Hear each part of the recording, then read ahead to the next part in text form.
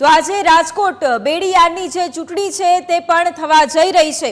ભારતીય જનતા પાર્ટીમાં આંતરિક વિખવાદ ન થાય તેના માટે જે સેન્સ પ્રક્રિયા છે તે પણ હાથ ધરવામાં આવી હતી।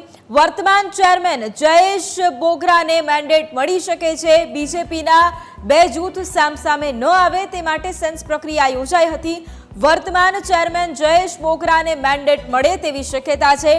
ધારાસભ્ય જયેશ રાદડિયાના માનીતા ગણાય છે જયેશ બોગરા બીજેપી અગ્રણી પરસોત્તમ સાવલિયાને મળી શકે છે ચેરમેન પદ।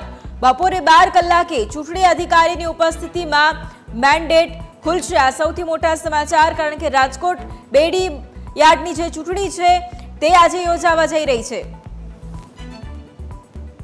સંવાદદાતા ઋષિ ફોન લાઈન પર છે। ઋષિ, રાજકોટ બેડી માર્કેટ યાર્ડની જે ચૂંટણી છે તે આજે યોજાવા જઈ રહી છે, શું અપડેટ? રાજકોટ બેડી યાર્ડની આજે ચૂંટણી છે।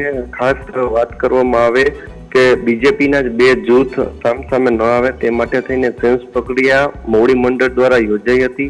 ખાસ વાત કરવામાં આવે બેડી યાર્ડની તો સૌરાષ્ટ્રનું નંબર 1 આ યાર્ડ છે અને યાર્ડની આ ચેરમેનની ચૂંટણી માટે ખાસ બીજેપીના જ બે જૂથના વાત કરવામાં આવે તો અરવિંદ રૈયાણી જે પૂર્વ મંત્રી છે તેના માનીતા એટલે કે પરસોત્તમ સાવલિયા અને જયેશ રાદડિયા જે પૂર્વ મંત્રી તેમજ હાલના ધારાસભ્ય છે તેના માનીતા એટલે કે જયેશ બોગરા સામે તેની લડાઈ છે। પરંતુ આજે બપોરે 12 વાગે ચૂંટણી અધિકારી પોતે જ મેન્ડેટ ખોલશે અને જે કોઈનું નામ હશે તેને જ ચેરમેન પદ આપવામાં આવશે, જેથી કરીને બીજેપીમાં આંતરિક છૂટવાદ પણ ન રહે તે પ્રકારનું મોવડી મંડળનો આ નિર્ણય કરાયો હતો। અને આજે બપોરે 12 વાગે રાજકોટ બેડી યાર્ડના ચેરમેન કોણ બનશે તેના પર કળશ ઢોરાશે। પરંતુ હાલ જે વર્તમાન ચેરમેન છે જયેશ બોગરા તેની કામગીરી અત્યાર સુધી ખૂબ સારી રહી છે, તો તેને જ ફરીથી રિપીટ કરે તેવી શક્યતાઓ અત્યારે પ્રબળ છે। બિલકુલ, આભાર ઋષિ તમામ જાણકારી